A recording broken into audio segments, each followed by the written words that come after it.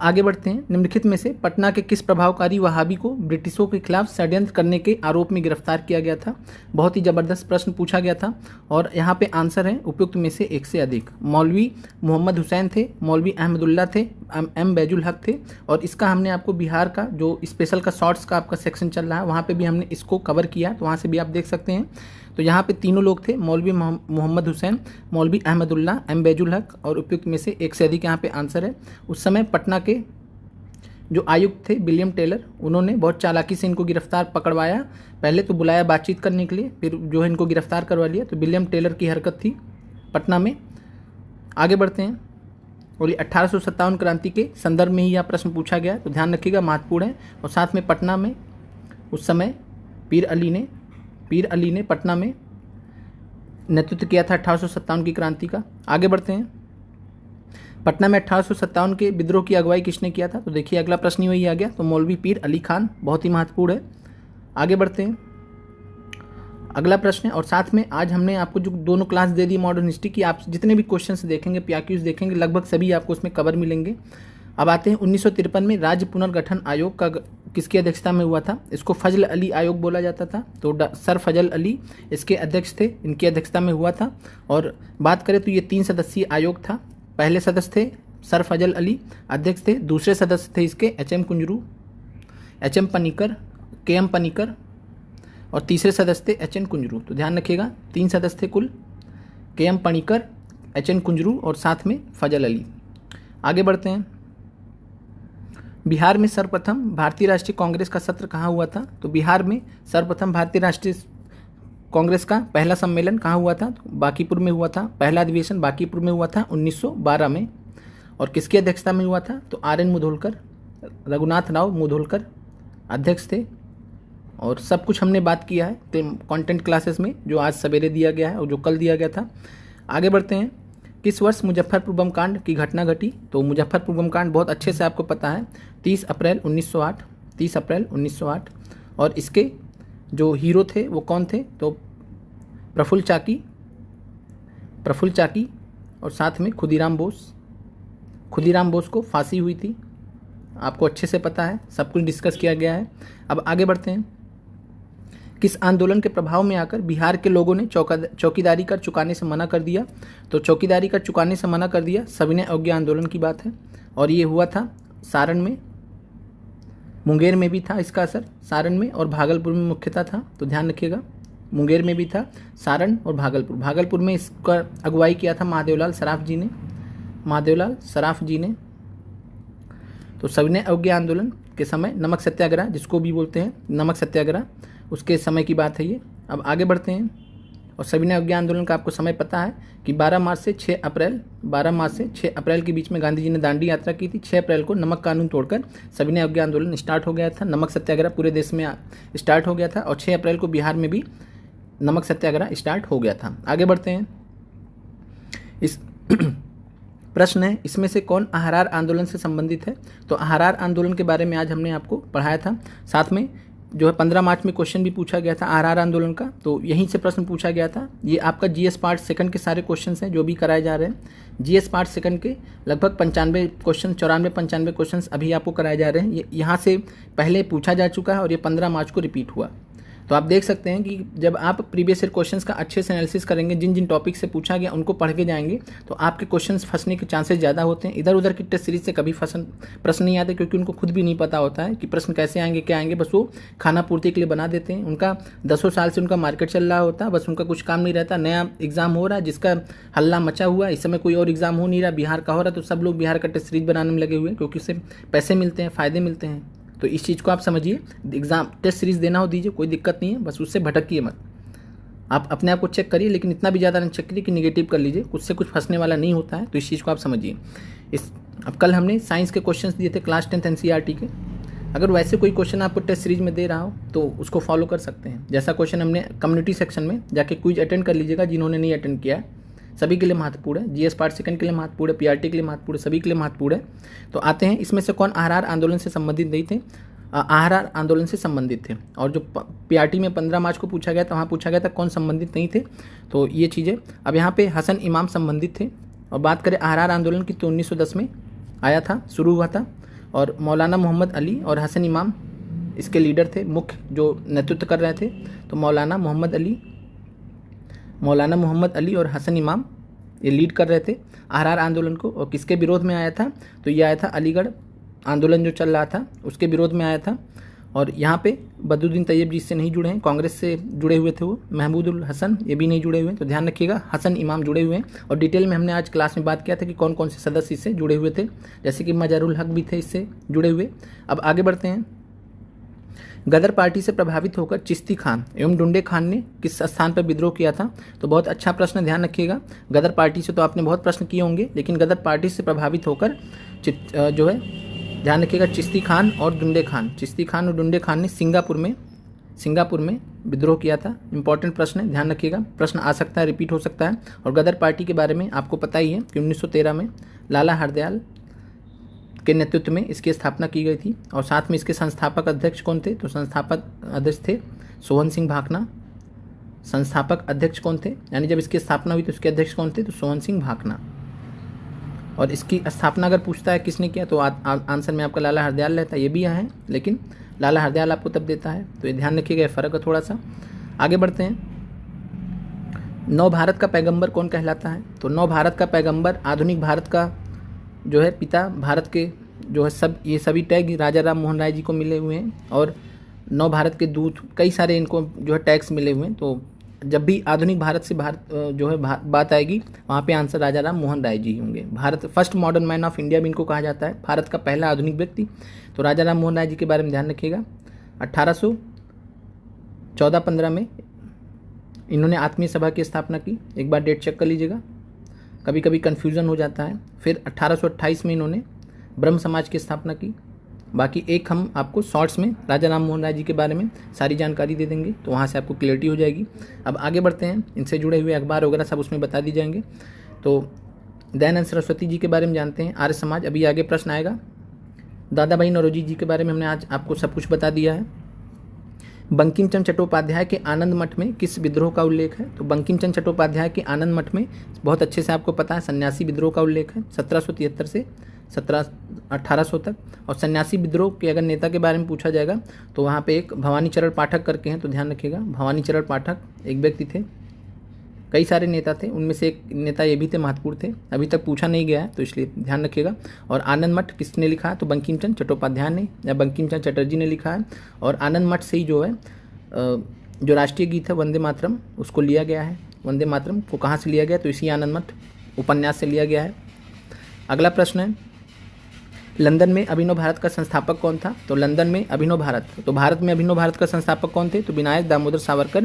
तो लंदन में भी अभिनव भारत के संस्थापक कौन है? विनायक दामोदर सावरकर। कब इन्होंने किया था स्थापना? 1906 में। 1904 में इन्होंने भारत में अभिनव भारत की स्थापना की थी। अभिनव भारत सोसाइटी की सीक्रेट सोसाइटी थी,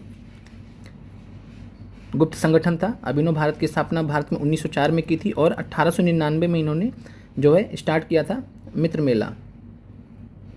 तो ध्यान रखिएगा, मित्र मेला, और मित्र मेला की स्थापना की थी इन्होंने।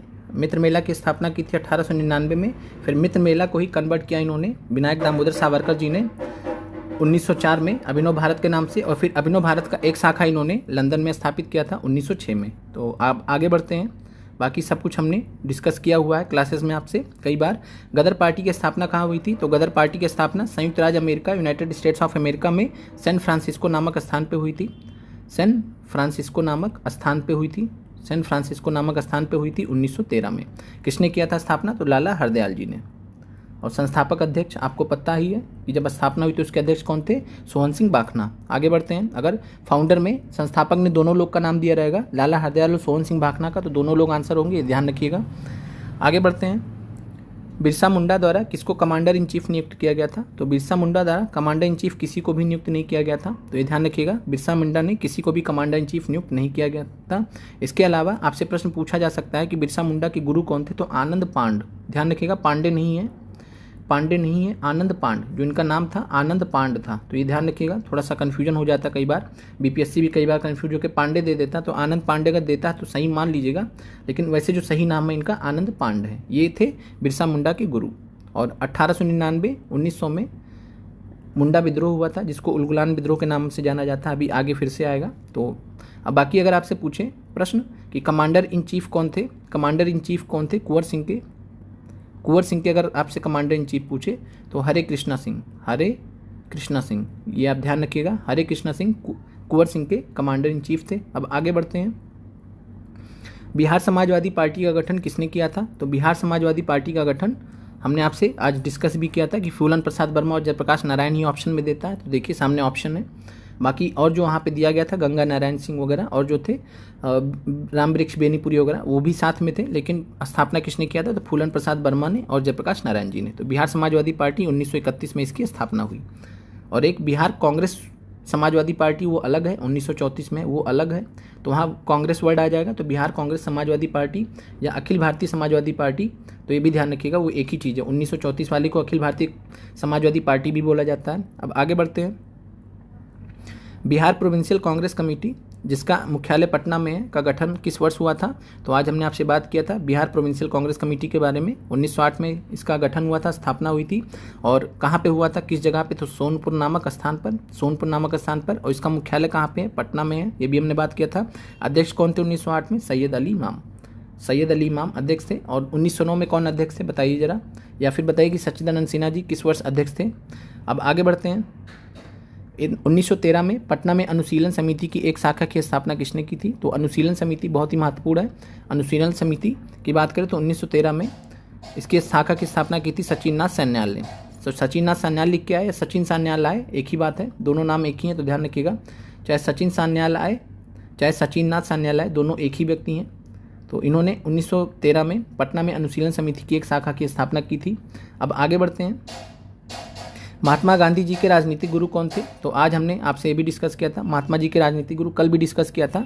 तो महात्मा गांधी जी के राजनीतिक गुरु कौन थे? तो गोपाल कृष्ण गोखले थे। और इसके अलावा और साथ में गांधी जी ने एक पुस्तक लिखी है, गोखले माई पॉलिटिकल गुरु, गोखले मेरे राजनीतिक गुरु।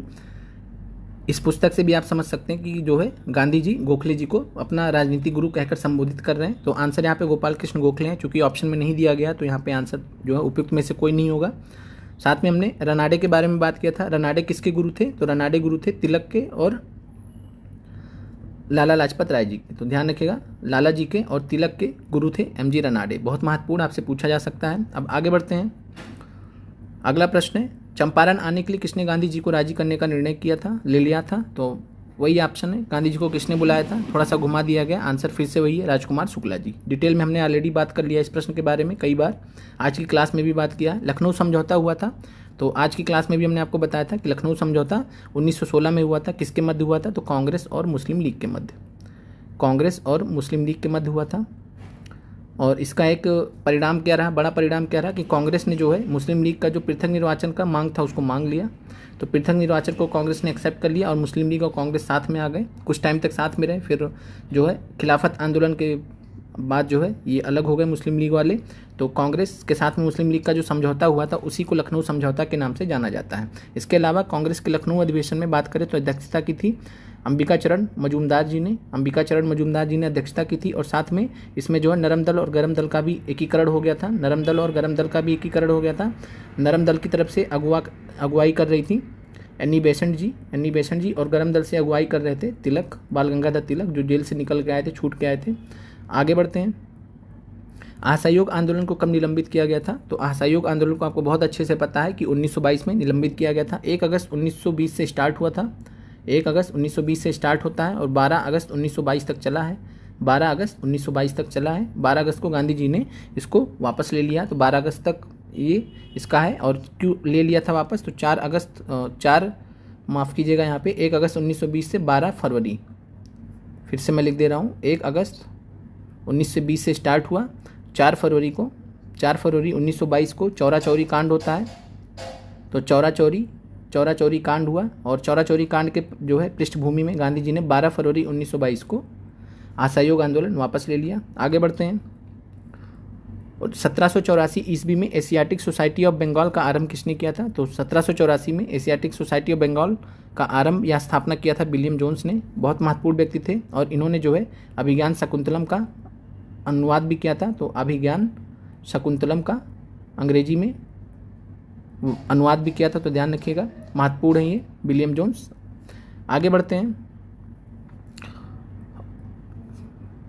और इसके अलावा एक जोनाथन डंकन करके थे, तो जोनाथन डंकन ने क्या किया था, तो संस्कृत कॉलेज की स्थापना की थी 1791 में संस्कृत कॉलेज की स्थापना की थी कलकत्ता में। ये भी कई बार पूछा गया एग्जाम्स में। आगे बढ़ते हैं। 1912 में पटना में होने वाले भारतीय राष्ट्रीय कांग्रेस के अधिवेशन के अध्यक्ष कौन थे, तो देखिए फिर से वही प्रश्न घूम के आ गया। पहली बार में आपने देखा तो वहाँ वर्ष पूछा गया था, इस बार अध्यक्ष पूछा, तो RN मुधोलकर, रघुनाथ राव मुधोलकर, 1912। आगे बढ़ते हैं। और दूसरा अधिवेशन आपको ध्यान रखना है कि ये तो पहला अधिवेशन हुआ, अगर आपसे पूछ ले दूसरा अधिवेशन, तो इसलिए हमेशा ध्यान रखिएगा, प्रश्न बहुत अच्छे से पढ़ा जाता है। आप आदतन क्या करते हैं, कई बार आप यही सोचते हैं कि पूछा तो यही गया तो यही होगा, तो पता लगे मान लीजिए दे दिया कि पटना में होने वाला भारतीय राष्ट्रीय कांग्रेस का दूसरा अधिवेशन कौन था। अब आपने ध्यान नहीं दिया, पहले में ही लग गए, पहला ही ऑप्शन दिया था वहाँ पे बांकीपुर, आपने वो लगा दिया, तो ये चीज़ आप ध्यान रखिएगा। तो दूसरा हुआ था गया में, 1922 में गया में हुआ था। और थोड़ा सा BPSC यहाँ पे जो है लापरवाही बरतता है, यहाँ पे ज़्यादा उचित होता कि बांकीपुर होता। आपको भी बहुत अच्छे से पता है कि बांकीपुर में अधिवेशन हुआ था, लेकिन BPSC के प्रीवियस ईयर में भी आप जाएंगे तो वहाँ पे पटना भी कई बार दिया गया है, तो पटना भी मान सकते हैं, लेकिन अगर बांकीपुर दिया है तो बांकीपुर ज़्यादा बेटर है, ध्यान रखिएगा, बांकीपुर ज़्यादा उचित है कहना। तो बांकीपुर में आयोजित हुआ था 1912 में भारतीय राष्ट्रीय कांग्रेस का अधिवेशन, पहला अधिवेशन जो बिहार में हुआ था। आगे बढ़ते हैं। 1942 के आंदोलन में लोगों ने सियाराम सिंह की अगुवाई में कहाँ पर राष्ट्रीय सरकार की स्थापना घोषणा की थी, तो सियाराम सिंह की बात करें तो इसके बारे में भी हमने आपसे बात किया था मॉडर्न हिस्ट्री के मैराथन क्लास में, जो भी चल रही है। तो सियाराम सिंह ने जो है सियाराम दल की स्थापना की थी, किसकी स्थापना की थी, सियाराम दल की। और ये कहाँ पे की थी, तो भागलपुर में, ध्यान रखिएगा, भागलपुर में 1942 में भारत छोड़ो आंदोलन के दौरान जो है सियाराम दल की स्थापना की थी सियाराम सिंह ने, महत्वपूर्ण है। आगे बढ़ते हैं। अगला प्रश्न है, 1857 के विद्रोह के दौरान ब्रिटिश सेना के किस सेनापति को कुंवर सिंह के विरुद्ध भेजा गया था, तो 1857 के विद्रोह के दौरान ब्रिटिश सेना के जो है किस सेनापति को कुंवर सिंह के विरुद्ध भेजा गया था, तो ऑप्शन यहाँ पे दिया नहीं है, तो उपयुक्त में से कोई नहीं है। मेजर विंसेंट आयर थे, इन्होंने 3 अगस्त को 27 जुलाई को आरा पर कब्जा कर लिया था, कुंवर सिंह ने आरा पर कैप्चर कर लिया था। 3 अगस्त को इन्होंने जो है 3 अगस्त को इन्होंने 1857 को इन्होंने छुड़ाया जो है, तो ध्यान रखिएगा, मेजर विंसेंट आयर ने आरा को वापस से प्राप्त किया। मेजर विंसेंट आयर ने, एक हिसाब से कुंवर सिंह को जो है पीछे हटना पड़ा, तो मेजर विंसेंट आयर। और आपसे प्रश्न पूछता है कि कुंवर सिंह ने अपना आखिरी युद्ध किसके साथ में लड़ा था, तो कुंवर सिंह ने अपना आखिरी युद्ध कैप्टन ली ग्रांट के साथ में लड़ा था, तो ये भी ध्यान रखिएगा, पूछा जा सकता है, पूछा गया है। आगे बढ़ते हैं। जुब्बा साहिनी बिहार के किस जिले में संबंध रखते थे जो स्वतंत्रता संग्राम सेनानी के रूप में ख्याति प्राप्त थे, तो ये भी आपका बिहार स्पेशल का प्रश्न है। जुब्बा साहिनी मुजफ्फरपुर के थे और 1942 के भारत छोड़ो आंदोलन के दौरान इन्होंने जो है एक बहुत ख्याति प्राप्त थी इनको कि ये जो है स्वतंत्रता का जो ध्वज था तिरंगा को जाते थे सरकारी स्थानों पर कब्जा करते थे और सरकारी स्थानों पर जाके तिरंगा फहराते थे, तो तिरंगा फहराने में माहिर थे ये। और जो है जुब्बा साहिनी को एक बहुत अच्छा तरीके से याद किया जाता है 1942 भारत छोड़ो आंदोलन के दौरान, तो महत्वपूर्ण है ये और मुजफ्फरपुर ये। आगे बढ़ते हैं, तो ध्यान रखिएगा। फिर है, निम्नलिखित में से किसने रानी लक्ष्मीबाई को ग्वालियर पर अधिकार करने में सहायता की थी, तो निम्नलिखित में से किसने रानी लक्ष्मीबाई जी को ग्वालियर पर अधिकार करने में सहायता की थी, तो ये थे अफगान। तो ध्यान रखिएगा, पूछा जा सकता है, हो सकता है आपको ना मालूम रहा हो, तो अफगान जो लोग थे वो ग्वालियर पर अधिकार करने में रानी लक्ष्मीबाई जी की मदद की थी। और जाहिर सी बात है, मुगल तो इतनी स्थिति में ही नहीं है कि कर ही नहीं सकते, और ईरानी तो अब इतना भी रिलेट करेंगे तो आपको समझ में आ जाएगा कि ईरानी तो यहाँ पे रुके ही नहीं। कौन रुके हुए थे, अफगान थे जो रुके हुए थे भारत में। आगे बढ़ते हैं। 1863 में इंडियन सिविल सर्विसेज पास करने वाले प्रथम भारतीय कौन से थे, तो आंसर है सत्येंद्रनाथ ठाकुर। इनको टैगोर भी बोला जाता है, तो सत्येंद्रनाथ टैगोर बोला जाए, सत्येंद्रनाथ ठाकुर बोला जाए, दोनों एक ही बात है, तो कन्फ्यूज मत होइएगा।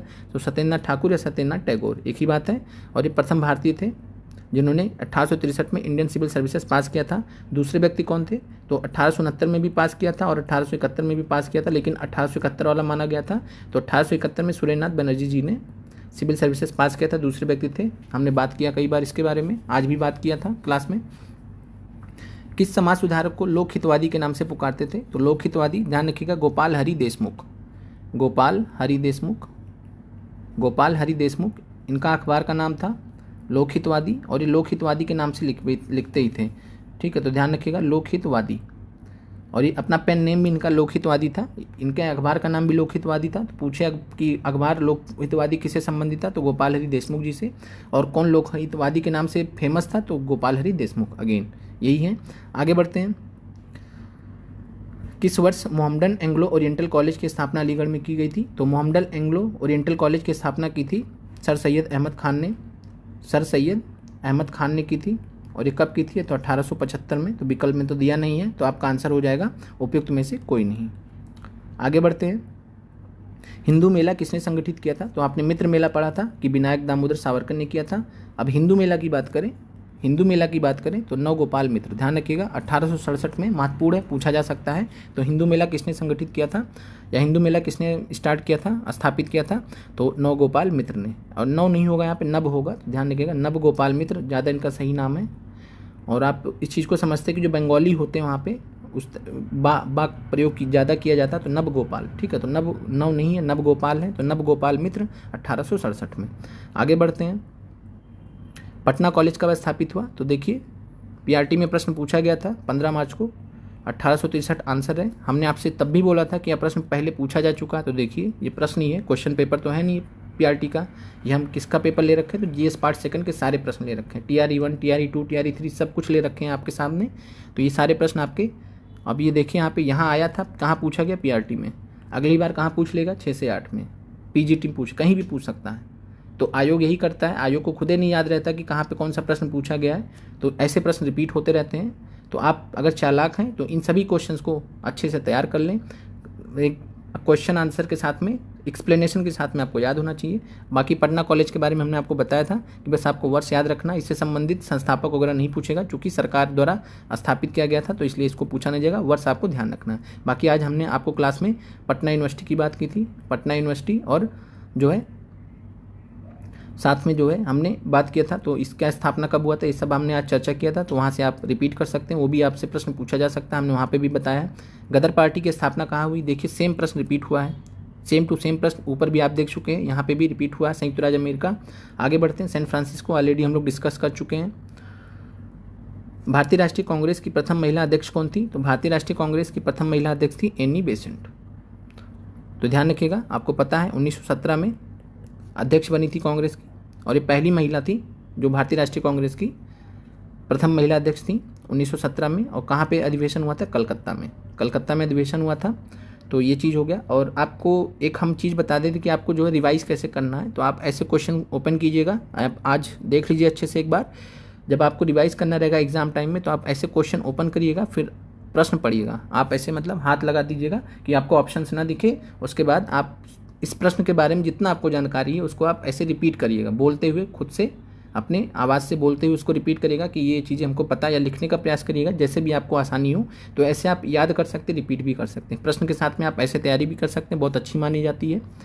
अब आगे बढ़ते हैं, और साथ में बात करें तो भारतीय राष्ट्रीय कांग्रेस की जो है प्रथम भारतीय महिला अध्यक्ष कौन थी, तो सरोजिनी नायडू जी थी। 1925 में कांग्रेस अधिवेशन हुआ था, उसके बारे में भी हमने बात किया था। आगे बढ़ते हैं। बांग्लार माटी बांग्लार जल के लेखक कौन है, जो मूल रूप से 1905 में लॉर्ड कर्जन द्वारा बंगाल के विभाजन के खिलाफ एक विरोध गीत था, जिसके लिए पश्चिम बंगाल विधानसभा ने हाल में ही नए राज्य गान के रूप में एक प्रस्ताव पारित किया है। तो बांग्लार माटी बांग्लार जल के लेखक जो है 1905 में रविन्द्रनाथ टैगोर जी थे। इन्होंने इसके अलावा अमार सोनार बांग्ला भी लिखा है। तो अमार सोनार बांग्ला भी ध्यान रखना आपको, अमार सोनार बांग्ला आज की डेट में जो है बांग्लादेश का नेशनल एंथम है। तो ध्यान रखिएगा, बांग्लादेश का जो नेशनल एंथम है, जैसे हमारा जनगण मन अधिनायक जय है, तो वैसे ही अमार सोनार बांग्ला बांग्लादेश का नेशनल एंथम है, और इसको भी किसने लिखा था, रविन्द्रनाथ टैगोर जी ने। तो अमार बांग्लार माटी बांग्लार जल, ध्यान रखिएगा किसने लिखा था, तो रविन्द्रनाथ टैगोर जी ने। अच्छा प्रश्न देखिए आपको मिल गया है। तो यही तरीका होता है, जब प्रीवियस ईयर में हम जाते हैं तो ऐसे अच्छे प्रश्न मिलते हैं जो आपसे दोबारा आयोग पूछ लेता है। फिर अब भारतीय राष्ट्रीय सेना, इंडियन नेशनल आर्मी के संस्थापक कौन है, तो आज की क्लास में हमने आपको बहुत अच्छे से समझाया था कि कभी भी सुभाष चंद्र बोस नहीं मानना है। इंडियन नेशनल आर्मी के संस्थापक कौन थे, कैप्टन मोहन सिंह, याद आ गया होगा आपको। तो कैप्टन मोहन सिंह थे, और कैप्टन मोहन सिंह ने सुभाष चंद्र बोस जी को जो है सुभाष चंद्र बोस जी ने 1943 में टेक ओवर किया था, नेतृत्व ग्रहण किया था, और स्थापना किसने की थी, मोहन सिंह ने, कैप्टन मोहन सिंह ने। आगे बढ़ते हैं। ताना भगत आंदोलन संबंधित है। तो ताना भगत आंदोलन के बारे में आज हमने डिस्कस किया था। 1914 से 20 के मध्य चला है, फिर 1920 तक आते आते भारतीय राष्ट्रीय जो कांग्रेस का आंदोलन चल रहा था, राष्ट्रीय आंदोलन, उसमें सम्मिलित हो जाता है। फिर भारतीय राष्ट्रीय कांग्रेस के अधिवेशन वगैरह अटेंड करने लगता है। ताना भगत को हमने आपसे बताया था कि उराव जनजाति के लोगों से संबंधित था। उराव जनजाति के लोग इसमें जुड़े हुए थे। और इसके लीडर कौन थे ताना भगत आंदोलन के? तो ये भी हमने बताया था, जतरा भगत। तो जतरा भगत ने क्या किया था, उराव जनजाति से कई सारे जो उनके फॉलोअर्स से लोग थे उनको साथ में जोड़ा था और उनका एक ग्रुप बना लिया था, उसको बोला गया था ताना भगत। तो ताना भगत उराव जनजाति से थे, तो जनजाति को हम क्या बोलते हैं और आदिवासी भी बोलते हैं, है ना। तो आदिवासी आंदोलन हो जाएगा, तो ये ध्यान रखिएगा। और इस प्रश्न का आंसर पहली बार में किसान आंदोलन भी माना था आयोग ने, लेकिन बाद में चेंज कर दिया था। तो फाइनल आंसर भी यही माना था और ये होना भी यही चाहिए था। किसान आंदोलन किसी भी तरीके से नहीं था, तो ये आदिवासी आंदोलन था या जनजातीय आंदोलन था, ताना भगत। आगे बढ़ते हैं। बिहार राज्य में रक्षाबंधन को वृक्ष सुरक्षा दिवस के रूप में मनाया जाता है। तो हमने तो आंसर ही बोल दिया आपको। तो किस राज्य में रक्षाबंधन को वृक्ष सुरक्षा दिवस के रूप में मनाया जाता है? तो आंसर है बिहार। 13 अगस्त 2012 से स्टार्ट हुआ था, तो ध्यान रखिएगा 13 अगस्त 2012 से स्टार्ट हुआ था बिहार सुरक्षा दिवस। आगे बढ़ते हैं। 1857 के विद्रोह के द्वारा किसने जो है पहली बार प्रथम भारतीय स्वतंत्रता संग्राम के रूप में वर्णित किया था? तो 1857 के विद्रोह को प्रथम भारतीय स्वतंत्रता संग्राम के रूप में वर्णित किया था बी.डी. सावरकर ने। आज इनके बारे में हमने डिटेल में चर्चा भी किया था। फिर साथ में जो है आर.सी. मजूमदार ने क्या कहा था, ना तो प्रथम था, ना आखिरी था, ना तो स्वतंत्रता संग्राम था, ऐसे करके। साथ में हमने जो है आपको बताया था कि 2-3 और स्टेटमेंट्स वहाँ पे आपको दिए थे, तो वो भी बहुत इंपॉर्टेंट, वो भी ध्यान रखिएगा। आगे बढ़ते हैं। जैसे कि जेम्स आउटरम ने कहा था, जेम्स आउटरम और टेलर ने साथ में कहा था। तो जेम्स आउटरम ने क्या कहा था, हिंदू मुस्लिम षड्यंत्र कहा था। तो ये सब चीज़ें आपको याद रखनी है, पूछा जा रहा है, आप सामने देख पा रहे हैं। अगर ये पूछा जा सकता है तो इनका भी, आर.सी. मजूमदार का भी पूछा जा सकता है, विलियम टेलर का भी मतलब जो है पूछा जा सकता है। तो ये चीज़ आपको ध्यान रखना है। आगे बढ़ते हैं। जेम्स आउटरम का पूछा जा सकता है। फिर निम्नलिखित में से कौन सी घटना सबसे पहले हुई? संथाल विद्रोह कब होता है? 1855-56। सिद्धू कान्हू इसके नेता थे। बिरसा मुंडा का विद्रोह 1899 से 1900। ताना भगत आंदोलन 1914 से 18। आसान प्रश्न था। संथाल विद्रोह सबसे पहले हुआ। आगे बढ़ते हैं। बंकिम चंद्र चटर्जी का उपन्यास आनंद मठ में किस विद्रोह का उल्लेख है? देखिए ये भी प्रश्न रिपीट हो गया, सन्यासी विद्रोह आंसर है। आगे बढ़ते हैं। प्रथम भारत संघर्ष के तरीकों के रूप में स्वदेशी एवं बहिष्कार भारत में कब अपनाया गया?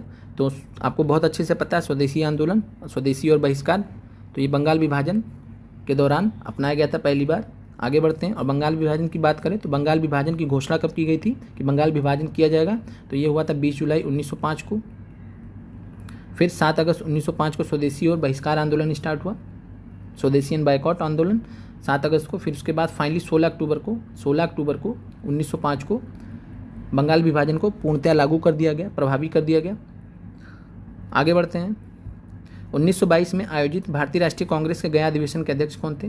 देखिए प्रश्न अब आपको बहुत आसान लगने लगे होंगे प्रीवियस ईयर्स के, तो यही तरीका है अच्छे से तैयारी करने का। और एक बार जब ये कंप्लीट हो जाएगा तो उसके बाद हम आपको बीपीएससी प्री के सारे क्वेश्चंस करा देंगे मैराथन में, जितने पीसीएस में पूछे गए हैं, और उससे ऊपर लेवल पे आयोग कभी जा नहीं पाएगा। तो आपको मैक्सिमम प्रश्न मिल जाने हैं एग्जाम में। तो 1922 में आयोजित भारतीय राष्ट्रीय कांग्रेस के गया अधिवेशन के अध्यक्ष कौन थे? तो चित्तरंजन दास जी थे, बहुत अच्छे से पता आपको। फिर उन्होंने अधिवेशन दिसंबर में हुआ था, इनकी बात नहीं मानी गई। फिर फाइनली इन्होंने जो है स्वराज पार्टी के गठन की घोषणा कर दी और 1 जनवरी 1923 को इन्होंने स्वराज पार्टी की स्थापना कर दी थी मोतीलाल नेहरू जी के साथ में। हमने डिटेल में बात भी किया था। अब आगे बढ़ते हैं। 1900 गांधी जी कब थे? महात्मा गांधी जी एकमात्र बार कांग्रेस के अध्यक्ष कब थे? तो 1924 बेलगांव अधिवेशन में गांधी जी ने अध्यक्षता की थी कांग्रेस की पहली बार। आगे बढ़ते हैं। असहयोग आंदोलन के दौरान किसने बिहार में किसानों की अगुवाई की? बहुत ही अच्छा प्रश्न है, ये आपका बीपीएससी प्री में पूछा गया था एक बार, तो बीपीएससी प्री से उठाया गया। तो असहयोग आंदोलन के दौरान किसने बिहार में किसानों की अगुवाई की थी? तो आंसर है स्वामी विद्यानंद। तो ध्यान रखिएगा, स्वामी विद्यानंद एक किसान नेता थे पहले, और फिर इनके बाद जो दूसरे किसान नेता बहुत फेमस हुए थे स्वामी सहजानंद सरस्वती। और स्वामी विद्यानंद ने असहयोग आंदोलन के दौरान बिहार में किसानों की अगुवाई की थी, महत्वपूर्ण व्यक्ति हैं ये। आगे बढ़ते हैं। 1817 में कलकत्ता में हिंदू कॉलेज की स्थापना किसने की थी? तो हिंदू कॉलेज की स्थापना डेविड हेयर ने की थी, डेविड हेयर ने, और साथ में राजा राम मोहन राय जी ने। तो ध्यान रखिएगा, 2 नाम है, यहाँ पे एक ही दिया तो कोई दिक्कत नहीं है। अब देखिए यहाँ पे आपको हेनरी बिबियन डिरोजियो के बारे में इस प्रश्न में दिया है, प्रीवियस ईयर का क्वेश्चन है। अगर आपको ऑप्शन में दिया है तो तरीका क्या होता, अगर 15 मार्च के पेपर से पहले अगर जैसे हमारा तरीका ये होता है कि प्रीवियस ईयर पेपर को एनालाइज कर लेते हैं। तो एनालाइज करने का मतलब होता है हम इनके बारे में भी चेक कर ले, हमें वैसे भी पता था इनके बारे में, यंग बंगाल मूवमेंट हमें वैसे भी पता था चूँकि हमने पूरी मॉडर्न हिस्ट्री पढ़ रखी है अदर एग्जाम्स के लिए। तो यंग बंगाल मूवमेंट, तो यंग बंगाल मूवमेंट हमने ऑलरेडी पढ़ा था, वही प्रश्न आपसे पूछ लिया, यंग बंगाल मूवमेंट, युवा बंगाल आंदोलन किससे संबंधित था, तो आंसर ही हेनरी बिबियन डिरोजियो का। तो ये तरीका होता है। अब ऐसे जोनाथन डंकन आया, तो जोनाथन डंकन के बारे में हमने अभी बताया था आपको कि इन्होंने संस्कृत कॉलेज की स्थापना की थी, संस्कृत कॉलेज की स्थापना की थी 1791 में। तो ऐसे ही होता है, आयोग प्रीवियस ईयर क्वेश्चन भी देखता है, ऐसा नहीं है कि हम ही लोग देख रहे हैं। तो ये चीज़ है फ़ायदा। तो ध्यान रखिएगा, हिंदू कॉलेज राजा राम मोहन राय जी ने डेविड हेयर के साथ मिलकर किया था। 1817 में इसकी स्थापना हुई थी, वर्ष भी पूछा गया कई बार, तो याद रखिएगा।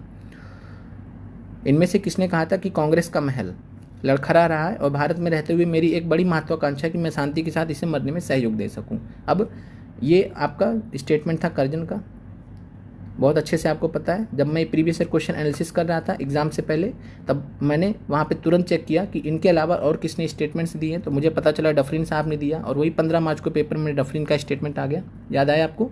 तो डफरिन का स्टेटमेंट आ गया कि कांग्रेस जो है अल्पसंख्यक जो है अल्पसंख्यकों को मतलब रिप्रेजेंट करती है, अल्पसंख्यक माइनॉरिटीज़ को, माइक्रोस्कोपिक माइनॉरिटीज़ को, सूक्ष्मतम अल्पसंख्यकों को कांग्रेस रिप्रेजेंट करती है। प्रश्न आपसे डफरिन से पूछा गया था, तो ये तरीका होता है। बाकी हमने साथ में आपको बताया था डफरिन ने जो है फैक्ट्री ऑफ सेडिशन भी बोला है, राजद्रोहियों की संस्था भी बोला है कांग्रेस को। तो ये सब आपसे प्रीवियस देखने से फ़ायदा क्या होता है कि आपको एक आइडिया लगता है कि आयोग किस टाइप के प्रश्न पूछ रहा है। यहाँ ये स्टेटमेंट पूछा तो इससे रिलेटेड जो ऑप्शंस में दिया इन्होंने कुछ कहा है तो उनका देख सकते हैं।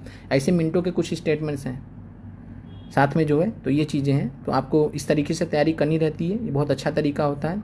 जैसे हमने लॉर्ड मार्ले का आपको बताया था कि लॉर्ड मार्ले ने जो है एक स्टेटमेंट दिया था कि हम जो है ड्रैगन्स टीथ बोल रहे हैं, और उन्होंने किससे रिलेटेड बोला था तो हमने आज आपको पढ़ाया भी है 1909 की सुधार आंदोलन के लिए।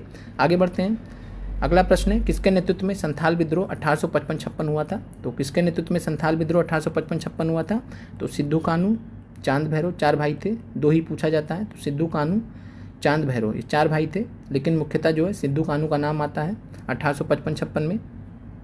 और क्षेत्र क्या था, तो राजमहल की पहाड़ियाँ, ध्यान रखिएगा। और भागलपुर तक इनका प्रभाव था, कहाँ तक था, तो भागलपुर तक इनका प्रभाव था।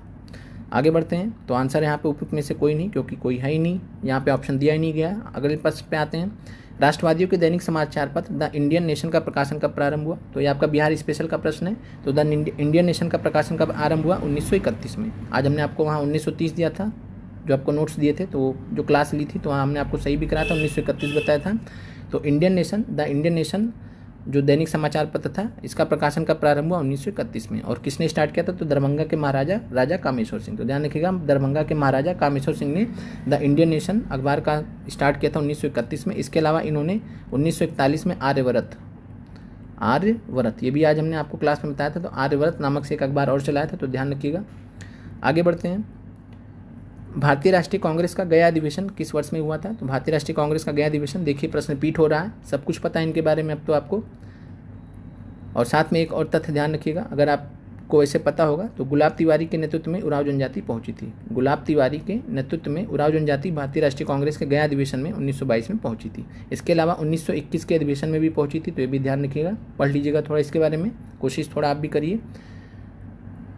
किसने 1913 में अनुशीलन समिति की एक शाखा की स्थापना पटना में की। अभी ऊपर हमने देखा सेम टू सेम प्रश्न रिपीट हो रहा है, ये सारे प्रीवियस ईयर के क्वेश्चन है, तो ध्यान रखिएगा। एक बार पूछा गया, दोबारा भी पूछा गया, सचिन सन्याल, तीसरी बार भी पूछा जाएगा। यही होता है प्रीवियस ईयर क्वेश्चन का खास बात, यही होता है कि अपने आप में रिपीट करते हैं। और हर एग्जाम की एक खासियत होती है, जैसे हम पीसीएस का एग्जाम देते हैं, यूपी पीसीएस का एग्जाम देते हैं, तो हम क्या करते हैं, जो है 1990 से लेकर 2024 तक का, जो 2023 तक हुआ है एग्जाम, 2023 तक का सारा पेपर का एनालिसिस कर लेते हैं, अच्छे से तैयारी कर लेते हैं, और इसमें से मैक्सिमम क्वेश्चन फंस जाते हैं जीएस के, तो ये आसान हो जाता है। जो पक्ष हमारे कमज़ोर होते हैं, जैसे हम ही मान लीजिए, तो अब जितना कमांड मॉडर्न हिस्ट्री पे होता है उतना कमांड एंशिएंट और मिडाइवल पे नहीं होता, तो प्रीवियस ईयर सारा क्वेश्चन तैयार कर ले जाते हैं, तो वहाँ से हमारे काफ़ी सारे क्वेश्चन सही हो जाते हैं। तो ये तरीका है सबसे पढ़ने का। और दूसरा आपका क्या है, एनसीईआरटी, यही आपको सफल बनाएगा।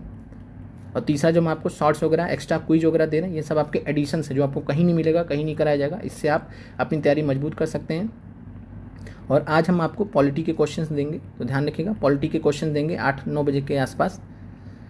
आप पहले ये क्लास कर लीजिएगा अच्छे से, उसके बाद आप कुछ करिएगा, ताकि आपको जो है क्लास जो डेली चल रही लेट ना हो, पीछे ना जाएं आप। और सबसे फिर बंगाल व बिहार के नील कृषकों की दशा का वर्णन करते हुए नील दर्पण नाटक किसके द्वारा लिखा गया था? तो नील दर्पण नाटक लिखा गया था, आपको बहुत अच्छे से पता है, दीनबंधु मित्र के द्वारा, दीनबंधु मित्र के द्वारा। और साथ में हमने आज आपको क्लास में बताया था कि इसका अंग्रेजी अनुवाद किसने किया था, तो आप कमेंट करके बताइए ज़रा, सवेरे हमने पढ़ाया भी है। इनमें से किस महिला ने बिहार में नमक सत्याग्रह में सक्रिय भाग लिया था? तो बिहार में नमक सत्याग्रह की बात करें तो बिहार में नमक सत्याग्रह पटना में 25 जुलाई 1930 को, आपको पता है कि 6 अप्रैल 1930 को भारत में सविनय अवज्ञा आंदोलन स्टार्ट हुआ, नमक सत्याग्रह स्टार्ट हुआ, और 6 अप्रैल को ही बिहार में भी स्टार्ट हो गया था। 25 जुलाई 1930 को एक घटना होती है पटना में, और वो घटना क्या थी कि जो है श्रीमती हसन इमाम के नेतृत्व में, हसन इमाम जो है हसन इमाम की वाइफ है श्रीमती हसन इमाम जी, तो श्रीमती हसन इमाम के नेतृत्व में जो है 3000 महिलाओं ने, कितने, तो 3000 महिलाएं थी, सोचिए कितनी ज़्यादा महिलाएं थी, 3000 महिलाएं थी। 25 जुलाई 1930 को एक पूरा जुलूस निकाला गया इन महिलाओं का, लीड कर रही थी श्रीमती हसन इमाम, और साथ में इनके मीरा देवी भी थी, गौरीदास भी थी। तो आंसर आपका है उपयुक्त में से एक से अधिक। आगे बढ़ते हैं, प्रश्न आपको समझ में आ गया होगा। 1916 में होम रूल लीग किसके द्वारा प्रारंभ की गई थी? तो हमने यहाँ पे सही किया, क्योंकि प्रश्न में आपको 1915 दिया गया था, तो आंसर तो एक से अधिक माना गया। अब ऐसे प्रश्न में कई बार लोग बहुत ज़्यादा सीरियस हो जाते हैं, तो अब सीरियस होना भी लाजमी है। अगर कोई 1915 यहाँ पे देख रहा है, तो आंसर अगर उपयुक्त में से कोई नहीं है तो आयोग को वो भी मानना चाहिए, लेकिन आयोग बहुत जिद्दी होता है। तो ये चीज़ है कि 1915 में होम रूल लीग की स्थापना तो हुई नहीं है, कब हुई है? तो 1916, गोपाल कृष्ण गोखले ने अप्रैल 1916 में, यहाँ पे ध्यान रखिएगा तिलक है, ये हमने गलती से कर दिया है, तो तिलक ने जो है, तिलक थे, तो आपका आंसर उपयुक्त में से कोई नहीं होगा, एनी बेसेंट जी होगा। तो ध्यान रखिएगा, स्थापना किसने की? एनी बेसेंट ने की है। इसको आप सही कर लीजिएगा इस प्रश्न को। तो मैं फिर से रिपीट कर दे रहा हूँ, कई बार लोग परेशान हो जाते हैं, ये टेलीग्राम वगैरह में मैसेज करने लगते हैं, तो ये बस त्रुटि हो गया, क्योंकि एक लाइन से सबको हम सेट कर रहे, तो हमने ध्यान नहीं दिया। तो तिलक जी हैं, तो बाल गंगाधर तिलक ने जो है अप्रैल 1916 में, कब किया था? अप्रैल 1916 में होम रूल लीग की स्थापना की थी। एनी बेसेंट जी ने मद्रास में, और इनका था सेंटर पूना में इनका हेडक्वार्टर था, और इनका था मद्रास में एनी बेसेंट जी का सितंबर 1916 में। तो इस प्रश्न का आंसर एनी बेसेंट बी होगा। तो ध्यान रखिएगा, इस प्रश्न का आंसर जो है एनी बेसेंट होगा, और गोपाल कृष्ण गोखले किसी भी तरीके से होम रूल लीग से संबंधित नहीं है, और तिलक और एनी बेसेंट संबंधित है। तो तिलक तो ऑप्शन में नहीं दिए, तो आंसर आपका एनी बेसेंट हो जाएगा। त्रुटि के लिए जो है खेद है हमें। तो ध्यान रखिएगा, 1916 में होम रूल लीग की स्थापना एनी बेसेंट जी ने। आगे बढ़ते हैं, इंडिया डिवाइडेड पुस्तक किसने लिखी है? तो आज ही हमने डिस्कस किया, इंडिया डिवाइडेड पुस्तक किसने लिखी है? राजेंद्र प्रसाद जी ने। अगले पे आते हैं, बाल गंगाधर तिलक की पुस्तक के बारे में हमने आपसे बात किया था, कमेंट करके बताइए ज़रा। फिर है, राजकुमार शुक्ला ने किस नेता को बिहार आने का और उनके आंदोलन को नेतृत्व प्रदान करने के लिए राजी किया था? जवाहरलाल नेहरू, जेपी कृपलानी, राजेंद्र प्रसाद। तो आपको बहुत अच्छे से पता है राजकुमार शुक्ला किसको बुलाएंगे? महात्मा गांधी जी को। तो आंसर उपयुक्त में से कोई नहीं। भारत सरकार अधिनियम 1935 को किसने गुलामी का चार्टर बताया? चार्टर ऑफ स्लेवरी बताया। तो चार्टर ऑफ स्लेवरी, और 1935 का अधिनियम था। तो ध्यान रखिएगा, भारत सरकार अधिनियम 1935। महात्मा गांधी 1934 में ही सक्रिय राजनीति से संन्यास ले चुके हैं। जब सक्रिय राजनीति से संन्यास ले चुके हैं, तो जो पॉलिटिकल मामले हो रहे हैं, जैसे भारत सरकार अधिनियम आए, तो इसके बारे में स्टेटमेंट्स नहीं देंगे, तो गांधी जी तो हो ही नहीं सकते। नेताजी सुभाष चंद्र बोस, तो नेताजी सुभाष चंद्र बोस से भी रिलेटेड नहीं है। ये किसने कहा था? तो ये कहा था जवाहरलाल नेहरू जी ने। ध्यान रखिएगा, जवाहरलाल नेहरू जी ने कहा था कि भारत सरकार अधिनियम 1935 गुलामी का चार्टर है, चार्टर ऑफ स्लेवरी है। एनयू चार्टर ऑफ स्लेवरी भी बोला है, तो चाहे एनयू चार्टर ऑफ स्लेवरी बोले, चाहे गुलामी का नया चार्टर बोले, एक ही बात है। किसने कहा? जवाहरलाल नेहरू जी का स्टेटमेंट है ये। और इसके अलावा जवाहरलाल नेहरू जी ने क्या कहा था कि 1935 का अधिनियम ऐसी कार है जिसमें सभी ब्रेक है लेकिन इंजन ही नहीं है। बताइए, इतने ब्रेक लगा दिए गए लेकिन इंजन ही नहीं है, तो ऐसी कार का क्या करें? तो इससे तुलना किया था। तो ध्यान रखिएगा, जवाहरलाल नेहरू जी ने इससे तुलना किया था कि 1935 का अधिनियम ऐसी कार है जिसमें सभी ब्रेक है लेकिन इंजन नहीं है। महात्मा गांधी का स्टेटमेंट आपको 1942 में क्रिप्स मिशन से रिलेटेड आएगा, जिसमें उन्होंने जो है पोस्ट डेटेड चेक बताया था, जिसके बारे में आज हमने क्लास में बात भी किया था। तो यहाँ पर आंसर उपयुक्त में से कोई नहीं है।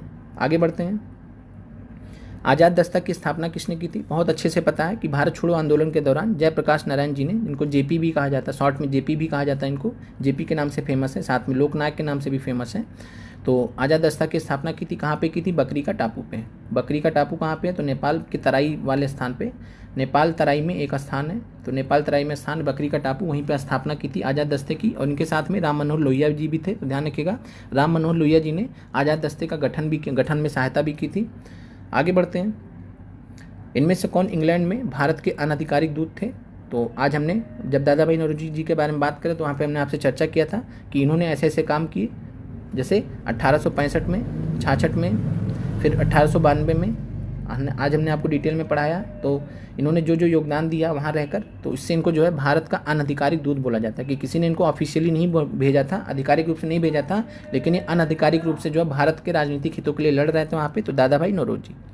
और जो ब्रिटेन का जनमत था, ब्रिटेन के जो लोग थे उनको भारत की राजनीतिक स्थिति के बारे में अवगत करा रहे थे, भारत के राजनीतिक मामलों के बारे में अवगत करा रहे थे, तो दादा भाई नौरोजी आंसर है।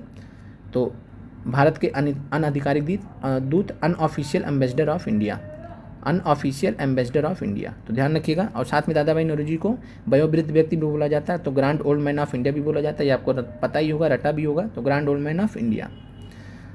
साथ में आगे बढ़ते हैं,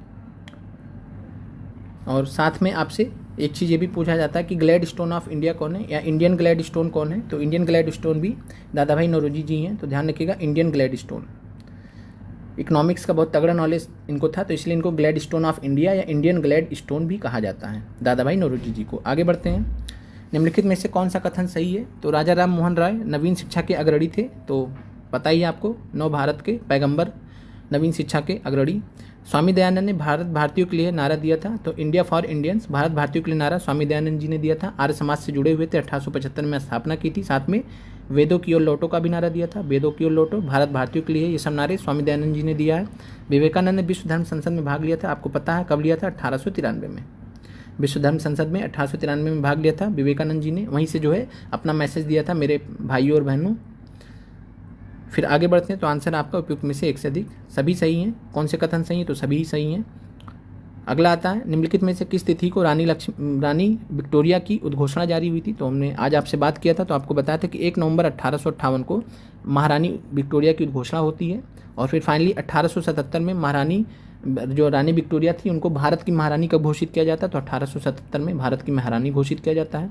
क्लियर है। और 1 नवंबर 1858 को जो है अल्फ्रेड पार्क, प्रयागराज में अल्फ्रेड पार्क था, अल्फ्रेड पार्क जिसको चंद्रशेखर आज़ाद पार्क के नाम से भी जाना जाता है, तो अल्फ्रेड पार्क में जो है उस समय के जो वायसराय थे, जो भारत के पहले वायसराय थे, जिनका नाम था लॉर्ड कैनिंग, तो लॉर्ड कैनिंग ने इसको पढ़ के सुनाया था, एक रीडिंग की थी पूरी इसकी, इस उद्घोषणा की लॉर्ड कैनिंग ने 1 नवंबर 1858 को, तो ध्यान रखिएगा। आगे बढ़ते हैं, अंग्रेजों ने भारत पर लंबे समय तक राज्य कैसे किया? तो कांग्रेस की उदारवादी नीतियों के कारण। तो कांग्रेस की उदारवादी नीतियाँ कभी भी जो है अंग्रेजों के लिए अच्छी बात नहीं थी, कांग्रेस की नीतियों के कारण, उदारवादी नीतियों के कारण ही। अगर गांधी जी की बात करें तो गांधी जी का भी जो एक टैक्टिक्स था वो उदारवादी नीति में ही जाता है, क्योंकि गांधी जी कभी हिंसा की बात नहीं करते थे कि एकदम से जड़ से उखाड़ फेंक देना है। गांधी जी एक आंदोलन को एक आंदोलन की तरीके से ले जाते थे। मतलब गांधी जी की अगर बात करें तो उदारवादी और जो उग्र राष्ट्रवादी थे उन दोनों का मिक्स था गांधी जी में। जब उनको पता था कब समय आएगा, तो अगर आप ऐसे भी तुलना करेंगे तो कांग्रेस की उदारवादी नीतियों के कारण तो ये नहीं होगा कि अंग्रेजों ने भारत पर लंबे समय तक किया, तो ये आपका आंसर नहीं हो सकता। भारतीय नेताओं की गिरफ्तारी के कारण, तो ऐसा नहीं है। भारतीय नेताओं की गिरफ्तारी के कारण तो आंदोलन को और मजबूती मिली है, तो उससे ये चीज़ ध्यान रखना। तो आंसर है बांटो और राज करो की नीति के कारण। तो बांटो और राज करो की नीति के उदाहरण आप देख सकते हैं कि 1857 की क्रांति हुई, तो वहाँ से अंग्रेजों ने इतना तगड़ा सबक लिया कि वहाँ से फिर लड़ाना शुरू कर दिया। पहला इन्होंने मोहरा पकड़ा जो है सर सैयद अहमद खान को मोहरा पकड़ा। दूसरा फिर मोहरा पकड़ा मुस्लिम लीग के माध्यम से, और ये सबसे बड़े एग्जाम्पल है, उदाहरण है जो बांटो राज करो की नीति के, और इसी के कारण ये एक्सटेंड कर गए इतना लंबा तक। नहीं अगर सभी लोग एक साथ में मिलजुल के लड़ते तो इतना लंबे समय तक ये शासन नहीं कर पाते, तो ये कारण था। प्रश्न समझ में आ गया होगा। आगे बढ़ते हैं, बम्बई में कांग्रेस द्वारा भारत छोड़ो प्रस्ताव पास किया गया था। तो बम्बई में कांग्रेस द्वारा भारत छोड़ो प्रस्ताव पास किया गया था 8 अगस्त 1942 को, और 9 अगस्त 1942 को भारत छोड़ो आंदोलन स्टार्ट हुआ। भारत छोड़ो आंदोलन कब शुरू हुआ? तो 9 अगस्त 1942 को, और ऑपरेशन जीरो आवर के तहत सभी महत्वपूर्ण नेताओं को गिरफ्तार कर लिया गया। डिटेल में आज हमने क्लास में बात भी किया है। आप लोग कमेंट करके ज़रूर बताएं क्लास कैसी लगी, और लाइक ज़रूर करें। और साथ में जो भी आपके साथी TRE 4 की तैयारी कर रहे हैं, जो भी आपके जूनियर सीनियर TRE 4 का एग्ज़ाम देने की इच्छा रखते हैं, तो उनसे आप ज़रूर चैनल को रिकमेंड करें। बंगाल का विभाजन प्रभावी हुआ, बंगाल का विभाजन कब प्रभावी हुआ, कब लागू हुआ, तो 16 अक्टूबर 1905 को, बहुत अच्छे से पता आपको। और इसी दिन को क्या मनाया गया था, शोक दिवस के रूप में, शोक दिवस के रूप में मनाया था। आगे बढ़ते हैं। बिहार में 1857 की क्रांति के दौरान, प्रश्न को ध्यान से देखिएगा, बिहार में 1857 की क्रांति के दौरान पटना, आरा और शाहबाद जिलों में किसने नेतृत्व प्रदान किया था, तो यहाँ पे आयोग ने आंसर माना है कुंवर सिंह जी को। और यहाँ पे थोड़ा सा आप एक चीज़ समझिएगा, यहाँ पे कंफ्यूज मत होइएगा। पटना में हमने आपको क्या बताया था कि 1857 की क्रांति का नेतृत्व किसने किया था, पीर अली, पीर अली ने किया था।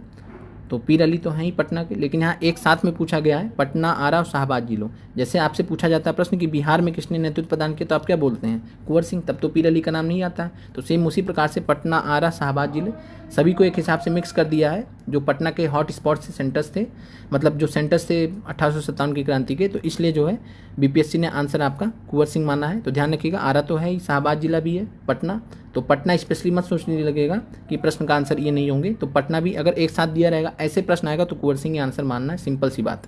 जैसा आयोग ने माना है वैसे आप मान लीजिए। अगर वैसे प्रश्न आएगा कि पटना में किसने नेतृत्व प्रदान किया था 1857 की क्रांति का, तो पीर अली हो जाएगा। तो ये क्लियर है, पीर अली। लेकिन एक साथ पटना, आरा और शाहबाद जिला आएगा, यही प्रश्न रिपीट होगा तो आंसर कुंवर सिंह मानना है। वहाँ जिद पे मत अड़ जाइएगा, नहीं गलत हो जाएगा। तो ध्यान रखिएगा, जो आयोग ने माना वो आपको मानना है। फिर मशहूर नारा इनकलाब जिंदाबाद किसने दिया, तो मशहूर नारा इनकलाब जिंदाबाद मौलाना हसरत मोहानी ने दिया था। और इस इनकलाब जिंदाबाद नारे को किसने जो है फेमस किया था, तो शहीद आजम भगत सिंह ने फेमस किया था, इसको भगत सिंह ने फेमस किया था। फिर अगला प्रश्न है, भारतीय राष्ट्रीय कांग्रेस के किस अधिवेशन में चंपारण समस्या चर्चा का विषय बना, 1911, 1912, 1940। तो आपको बहुत अच्छे से पता है कि भारतीय राष्ट्रीय कांग्रेस के किस अधिवेशन में चंपारण समस्या चर्चा का विषय बना था, तो 1916 का लखनऊ अधिवेशन। 1916 का लखनऊ अधिवेशन में ही तो चंपारण समस्या पहुंची थी कांग्रेस के पास में, गांधी जी के पास में, है ना, राजकुमार शुक्ला जी के माध्यम से। तो आपको अच्छे से पता है, डिटेल में हमने बात भी किया है। तो आपका आंसर यहाँ पे हो जाएगा उपयुक्त में से कोई नहीं। और आज की क्लास जरूर देख लें जिन्होंने नहीं देखी है, और साथ में कल की 2 क्लास, टोटल ये चौथी क्लास है। और ये सारे क्लास आप देख लेंगे, आपका मैक्सिमम चीज़ें BPSC TRE 3.0, 4.0 सभी के लिए कवर हो जाएगा। 1857 के विद्रोह में बिहार का नेतृत्व किसने किया था, तो देखिए जब बिहार की बात आ रही है तो बिहार में पटना भी तो आ रहा है, भागलपुर भी आ रहा है, सब कुछ आ रहा है। तो यहाँ पे आंसर हो जाएगा बाबू कुंवर सिंह। तो ध्यान रखिएगा, बाबू कुंवर सिंह ने जो है 1857 के विद्रोह में बिहार का नेतृत्व प्रदान किया। तो इस तरीके से आपको चलना रहता है, तो ये चीज़ क्लियर है। बाकी जब स्पेशली पटना पूछेगा, पटना में किसने जो है किया, जैसे अभी ऊपर सबसे प्रश्न आया था, तो वहाँ आपको पीर अली ही मानना है, वहाँ आपको पीर अली और बाबू कुंवर सिंह नहीं देगा साथ में, ये भी एक बात है। फिर आते हैं पूना समझौते पर हस्ताक्षर कब किए गए थे, तो बहुत अच्छे से पता है, आज हमने बात भी किया था। तो 24 सितंबर 1932 को पूना समझौते पर हस्ताक्षर किए गए थे। और इससे पहले आया था 16 अगस्त 1932 को सांप्रदायिक पंचांट, जिसके कारण इतना सब हुआ, सांप्रदायिक पंचांट। सांप्रदायिक पंचांट में जो है रमजे मैकडोनाल्ड ने घोषणा किया था, और इसको कम्युनल अवार्ड भी बोला जाता है, सांप्रदायिक निर्णय भी बोला जाता है। और 16 अगस्त 1932 को आया था। इसके जरिए जो है जो दलित थे भारत में, उनको पृथक निर्वाचन देने की बात की गई। गांधी जी नाराज हो गए, आमरण अनशन पे चले गए। फाइनली 24 सितंबर को 1932 में हिंदू वर्ग की तरफ से मालवीय जी ने, मदन मोहन मालवीय जी ने, और साथ में दलितों की तरफ से जो है भीमराव अंबेडकर जी ने जो है हस्ताक्षर किए पूना समझौते पर। और इसके तहत क्या हुआ, जो है सेपरेट इलेक्टोरेट्स की जगह, पृथक निर्वाचन की जगह दलितों को आरक्षित की गई सीटें, दलितों को आरक्षित की गई सीटें 71 सीटें दे रहा था जो है सांप्रदायिक पंचांट के जरिए। रमजे मैकडोनाल्ड दे रहे थे 71 सीट, और इसको बढ़ा के 147 कर दिया गया, यानी दलितों को 147 सीट आरक्षित कर दी गई। तो इस प्रकार जो है पूना समझौते के तहत जो है पृथक निर्वाचन से बचा गया, जो कि बहुत एक अच्छा कदम था। क्योंकि 1909 में जब मुसलमानों के लिए पृथक निर्वाचन आया, तो वहाँ से काफ़ी ज़्यादा बांट करो राज करो की नीति फिर से सफल हो जाती है अंग्रेजों की। इस बार गांधी जी सफल उन्हें नहीं देना चाहते, तो इसलिए वो अड़ गए थे। तो फाइनली 24 सितंबर को पूना समझौता हुआ। आगे बढ़ते हैं। 6 अप्रैल 1930 को चंपारण में नमक सत्याग्रह का नेतृत्व किसने किया, तो देख लीजिए यहाँ पे सामने आपके प्रश्न में दिया हुआ है। आपको कहीं किसी बुक में नहीं मिलेगा कि जो है किस दिन बिहार में नमक सत्याग्रह स्टार्ट हुआ था, लेकिन यहाँ साफ साफ दिया कि 6 अप्रैल 1930। आपको अच्छे से पता है कि 6 अप्रैल 1930 को ही पूरे भारत में भी स्टार्ट हुआ था। दांडी में जब नमक कानून तोड़ा था गांधी जी ने, तो 6 अप्रैल 1930 को चंपारण यानी बिहार में भी स्टार्ट हो चुका है। तो चंपारण में नमक सत्याग्रह का नेतृत्व किसने किया, बहुत अच्छा प्रश्न है, विपिन बिहारी वर्मा जी, ध्यान रखिएगा। बाकी महादेवलाल सराफ भागलपुर हमने ऑलरेडी आपको बता दिया है। बिहार यूथ लीग का गठन कब हुआ था, तो इसके बारे में हमने आपसे ऑलरेडी बात किया है। तो बिहार यूथ लीग बिहारी छात्र सम्मेलन के बारे में हमने आपको बताया था, बिहारी छात्र सम्मेलन के बारे में हमने आपको बताया था आज की क्लास में, शॉर्ट्स में भी बताया। तो बिहारी छात्र सम्मेलन इसकी स्थापना की गई थी, बिहारी छात्र सम्मेलन इसकी स्थापना की गई थी 1906 में राजेंद्र प्रसाद जी के द्वारा। पटना कॉलेज में बिहारी छात्र सम्मेलन हुआ था 1906 में। तो ध्यान रखिएगा, स्थापना किसने की थी? राजेंद्र प्रसाद जी ने। और इसका जो है 23वां अधिवेशन हुआ था 1928 में। और उस 23वें अधिवेशन 1928 में बिहार यूथ लीग का गठन हुआ था। कहाँ पे हुआ था? मोतिहारी में। तो ध्यान रखिएगा, मोतिहारी में अधिवेशन हुआ था और मोतिहारी में प्रोफेसर ज्ञान साहा के नेतृत्व में प्रोफेसर ज्ञान साहा ने 1928 में बिहार यूथ लीग का गठन किया था। बिहारी छात्र सम्मेलन के जो है बिहारी छात्र सम्मेलन का यहाँ पे अधिवेशन हुआ था उसी के दौरान 1928 में मोतिहारी में प्रोफेसर ज्ञान साहा ने। आगे बढ़ते हैं। 5 मार्च 1931 को कौन सी महत्वपूर्ण घटना हुई? तो 5 मार्च 1931 को पता है आपको, गांधी इरविन समझौता होता है। इसके अलावा कराची कांग्रेस अधिवेशन कब हुआ है? तो 29 से 31 मार्च 1931 को। इसके अलावा जो है आप कमेंट करके बताइए कि जो है चंद्रशेखर आज़ाद जी की डेथ कब हुई है, ये भी आपसे पूछा गया परीक्षा में। और साथ में 23 मार्च को आपको पता है, 23 मार्च को फांसी हुई थी भगत सिंह और उनके साथियों को। बिहार में नमक आंदोलन कब प्रारंभ हुआ? तो यहाँ पे वर्ष आपको दिया, तो इससे आसान क्या हो सकता है? अप्रैल 1930। और पूरा आंसर है 6 अप्रैल 1930।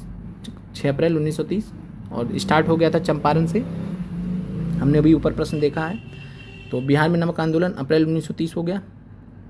फिर अगला प्रश्न है, मद्रास महाजन सभा की स्थापना किस वर्ष हुई थी? तो मद्रास महाजन सभा की स्थापना 1884 में हुई थी। हमने आपको मॉडर्न हिस्ट्री की क्लास में बताया है कि एम बी राघवाचारी, साथ में जी सुब्रमण्यम अय्यर और पी आनंद चार्लू, 3 लोग थे। इन्होंने मिलकर मद्रास महाजन सभा की स्थापना 1884 में की थी। आगे बढ़ते हैं। भारत में सेल्फ रेस्पेक्ट मूवमेंट किससे प्रारंभ किया था? तो भारत में सेल्फ रेस्पेक्ट मूवमेंट तो हमने आज आपको बताया भी था, पेरियार जी ने। ईबी रामास्वामी नायकार, जिसको पेरियार के नाम से जाना जाता है, तो ईबी रामास्वामी नायकार या जिनको पेरियार के नाम से जाना जाता है, इन्होंने 1925 में सेल्फ रेस्पेक्ट मूवमेंट स्टार्ट किया था। उपयुक्त में से कोई नहीं आंसर हो जाएगा। ज्योतिबा फूले जी ने क्या किया था? तो 1873 में सत्यशोधक समाज 1873 में। आगे बढ़ते हैं। और इस प्रश्न से रिलेटेड आप जैसे मद्रास महाजन सभा है, पूना सार्वजनिक सभा हमने आपको बताया था 1870 में, पूना सार्वजनिक सभा महादेव गोविंद रनाडे। इसके अलावा 1885 में बॉम्बे प्रेसिडेंसी एसोसिएशन हमने आपको बताया। तो ये सब आपसे पूछे जा सकते हैं, ये पूछा गया तो ये भी पूछा जा सकता है, तो ऐसे तैयार कर लीजिए। सब कुछ हमने नोट्स में दे दिया है। तो बॉम्बे प्रेसिडेंसी एसोसिएशन जो कि मुख्यतः फिरोज शाह मेहता द्वारा नेतृत्व में था, 2 लोग और भी साथ में थे, हमने बात किया क्लास में आपको। और आज आप रात में 10 बजे के आसपास PDF कल का आपको दे दिया जाएगा, तो देख लीजिएगा आप वहाँ से। और आज सवेरे का भी नोट्स वहाँ पे दे दिया जाएगा, तो PDF देख लीजिएगा। बाकी जो है और कल रात में 10 बजे, तो हर दिन आप रात में 10 बजे जाके PDF देख लीजिएगा। और डेली हमसे जो है मैसेज करके या यूट्यूब पे कमेंट करके PDF की डिमांड ना करें, हम आपको सभी ग्रुप 4 ग्रुप बने, सभी ग्रुप में दे देंगे, ठीक है। कोई आप ही के काम का है, हमारे काम का, हमसे ज़्यादा के काम का आपका है, क्योंकि हमें चीज़ें तो पता है, आपको नहीं पता, आपके साथ में होगा, पास में होगा। कोई दिक्कत वाली बात नहीं, परेशान मत होइए, बस अच्छे से क्लास देखिए, कंप्लीट कीजिए। भारत में सेल्फ रेस्पेक्ट मूवमेंट एक क्लियर हो गया। आगे बढ़ते हैं। इंडिया फॉर इंडियंस का नारा किसने दिया था? भारत भारतीयों के लिए। अभी पीछे प्रश्न आपने देखा तो हिंदी में लिखा था या इंग्लिश में लिख दिया, यही फ़र्क है। इंडिया फॉर इंडियंस तो भारत भारतीयों के लिए, तो स्वामी दयानंद सरस्वती जी ने कहा था। आगे बढ़ते हैं। ऑल इंडिया मुस्लिम लीग ने किस वर्ष अलग पाकिस्तान की मांग का प्रस्ताव रखा था? तो आज ही हमने आपसे क्लास में बताया था कि अलग पाकिस्तान का मांग जो है कब किया गया था? तो 23 मार्च 1940 23 मार्च 1940 को पाकिस्तान प्रस्ताव पारित किया गया था। पाकिस्तान प्रस्ताव भी ऐसे पूछ लेता है, तो पाकिस्तान प्रस्ताव कब पारित किया था? तो 23 मार्च 1940 को। 22 दिसंबर 1939 को क्या मनाया था ऑल इंडिया मुस्लिम लीग ने? तो इन्होंने मनाया था मुक्ति दिवस। किस लिए मुक्ति दिवस मनाया था? कि कांग्रेस की सरकारों ने इस्तीफा दे दिया था। कब दिया था? 22 अक्टूबर 1939। 22 अक्टूबर 1939 को इस्तीफा दे दिया था। 2 महीने बाद इनको जो है ये हुआ कि चलो मुक्ति दिवस मनाते हैं, मुक्ति मिल गई हमें कांग्रेस की सरकारों से। आगे बढ़ते हैं। इसके अलावा मुस्लिम लीग का प्रत्यक्ष कार्रवाई दिवस याद रखिएगा, 3 दिवस याद रखने हैं। प्रत्यक्ष कार्रवाई दिवस डायरेक्ट एक्शन डे 16 अगस्त 1946। आगे बढ़ते हैं। 20 जुलाई 1937 को बिहार में कांग्रेस मंत्रिमंडल का गठन प्रीमियर के रूप में किसने किया था? तो 20 जुलाई 1937 को बिहार में कांग्रेस मंत्रिमंडल का गठन प्रीमियर के रूप में, ध्यान रखिएगा, तब उस समय चीफ मिनिस्टर नहीं कहे जाते थे, प्रीमियर कहे जाते थे। तो प्रीमियर के रूप में किसने गठन किया था? श्री कृष्ण सिन्हा ने। तो ध्यान रखिएगा, अच्छा प्रश्न है। और इनसे पहले जो है कौन प्रधानमंत्री बने थे? तो हमने आज आपको क्लास में बताया, कमेंट करके बताइए जरा। और जब प्रीमियर पूछेगा तो आपका आंसर श्री कृष्ण सिन्हा हो जाएंगे। 20 जुलाई 1937 को। डेट भी याद रखना आपको, डेट भी पूछा जा सकता है, डेट से आपको कन्फ्यूजन नहीं होगा। फिर है बाबू कुंवर सिंह निम्नलिखित में से किस स्थान से संबंधित है? तो बाबू कुंवर सिंह आरा से संबंधित है, आरा के रहने वाले थे, आरा क्षेत्र से रहने वाले थे। जगदीशपुर, आरा जगदीशपुर एक ही बात है। तो बाबू कुंवर सिंह जो है किस स्थान से संबंधित है? आरा से संबंधित हो गए। आगे बढ़ते हैं पटना में, पटना से संबंधित तो पूरे बिहार से हैं अगर देखा जाएगा। भागलपुर में भी जाएंगे तो बाबू कुंवर सिंह जी के नाम का बहुत कुछ ब्रिज वगैरह मिल जाएगा, सब कुछ मिल जाएगा, पूरे बिहार में मिल जाएगा। लेकिन स्पेशली कहाँ से संबंधित थे? आरा से। और आरा के आसपास के क्षेत्रों में दानापुर, आरा, जगदीशपुर, इन सब क्षेत्रों में इन्होंने अच्छे से जो है 1857 की क्रांति में लोहा लिया था, तगड़ा लोहा लिया था अंग्रेजों से। फिर अगले प्रश्न पे आते हैं, आर्य समाज की स्थापना किसने की थी? तो देखिए वही प्रश्न वापस से घूम घूम के आ रहा है। कभी पूछ रहा है कि भारत भारतीयों के लिए किसने बोला, कभी बोल रहा आर्य समाज की स्थापना किसने की। आंसर वही है, स्वामी दयानंद सरस्वती। कब किया था? 1875 में।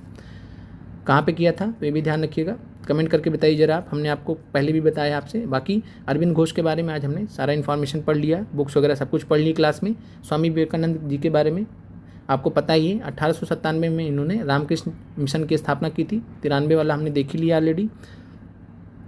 भारतीय राष्ट्रीय कांग्रेस का पहला अधिवेशन कहाँ हुआ था? तो आपको पता है कहाँ हुआ था, बम्बई में हुआ था। और जो है ये कब हुआ था? तो 28 दिसंबर को, 28 दिसंबर से 30 दिसंबर के मध्य हुआ था। लेकिन 28 दिसंबर को कांग्रेस की स्थापना हो गई थी। 28 दिसंबर 1885 को कांग्रेस की स्थापना हो चुकी थी पहले ही दिन। तो भारतीय राष्ट्रीय कांग्रेस का पहला अधिवेशन कहाँ हुआ था? बम्बई में हुआ था। और किस स्थान पर हुआ था? तो Gokuldas Tejpal Sanskrit college, Gokuldas Tejpal Sanskrit college, Gokuldas Tejpal Sanskrit college में भारतीय राष्ट्रीय कांग्रेस का पहला अधिवेशन हुआ था बम्बई में 1885 में। और 1885 में पहले कांग्रेस अधिवेशन की अध्यक्षता किसने की थी? तो बेमेश बनर्जी ने, WC बनर्जी ने। तो ध्यान रखिएगा।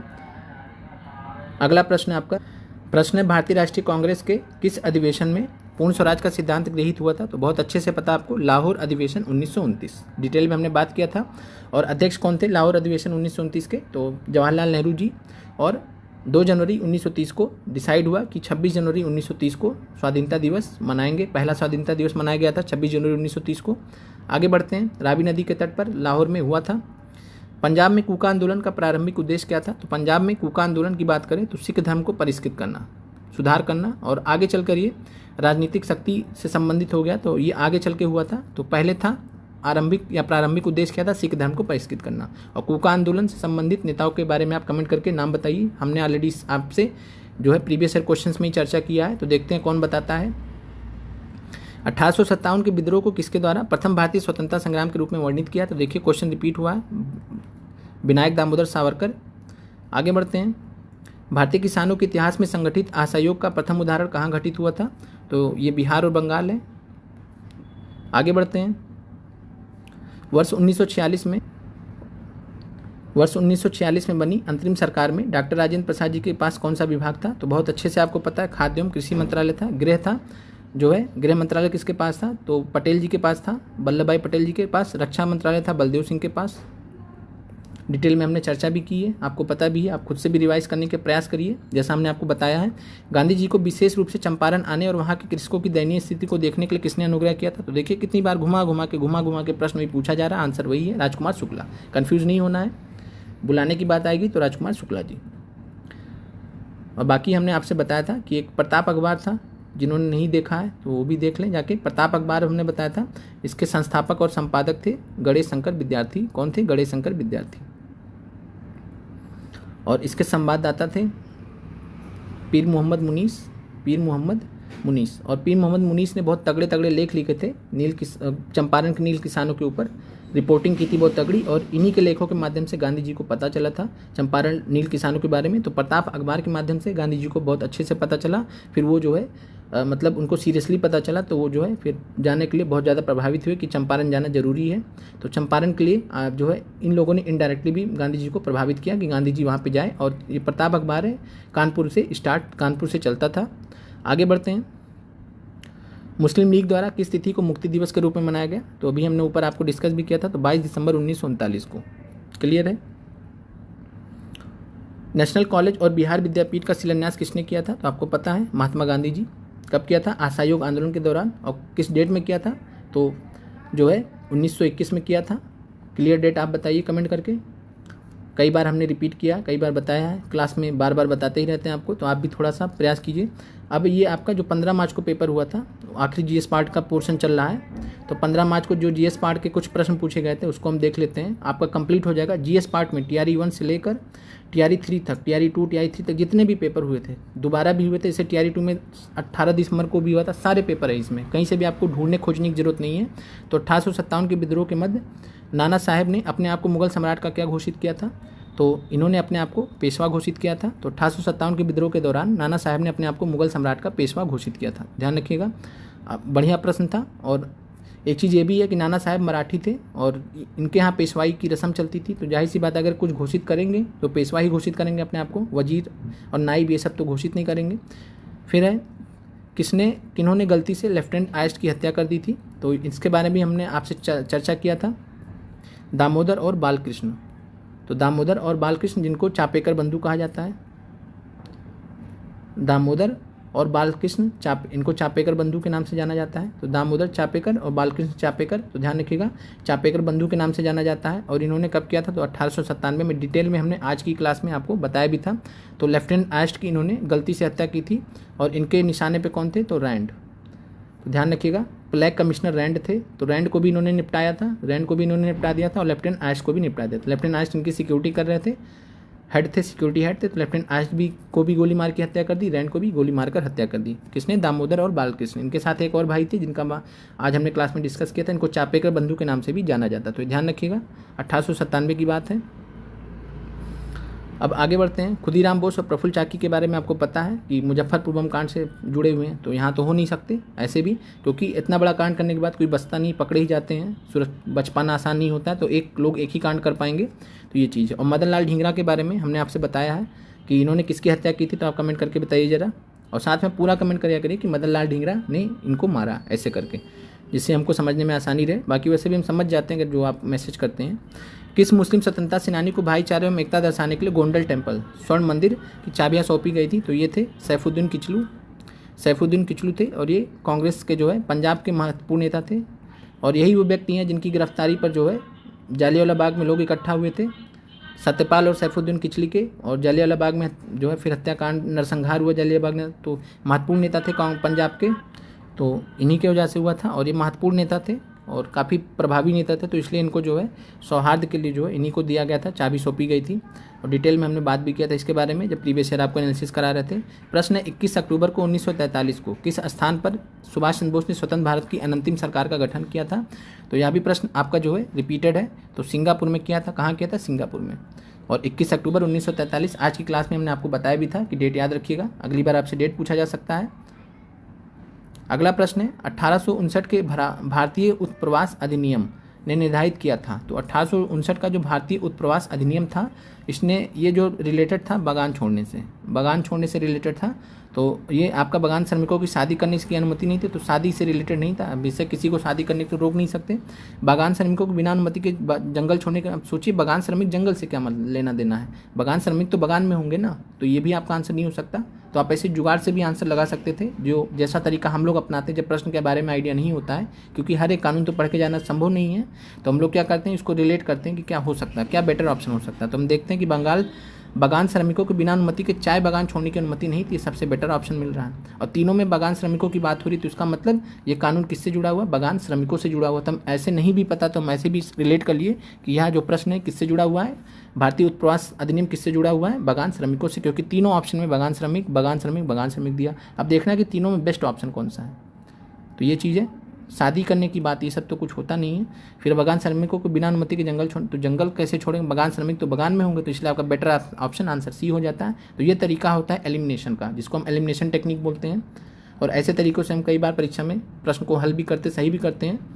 जब स्पेशली जैसे यहाँ तो निगेटिव मार्किंग नहीं है, लेकिन जिन एग्जाम्स में निगेटिव मार्किंग होती है वहाँ पे यह तरीका बहुत हेल्पफुल रहता है, क्योंकि क्वेश्चन कम अटेम्प्ट करने से वैसे भी बाहर हो जाते हैं परीक्षा से। तो ये चीज़ है। आगे बढ़ते हैं। देहरादून में इंपीरियल फॉरेस्ट रिसर्च इंस्टीट्यूट की स्थापना किस वर्ष की गई थी? तो देहरादून में इंपीरियल फॉरेस्ट रिसर्च इंस्टीट्यूट 1906 में इसकी स्थापना की गई थी। महत्वपूर्ण है, ध्यान रखिएगा, आगे के लिए भी पूछा जा सकता है।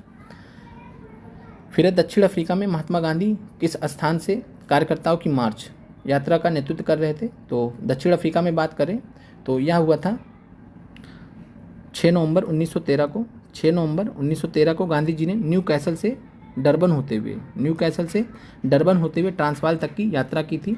2000 प्लस लोग थे और कानून बनाया गया था जिसके बारे में हमने आपसे कल चर्चा भी किया था क्लास में।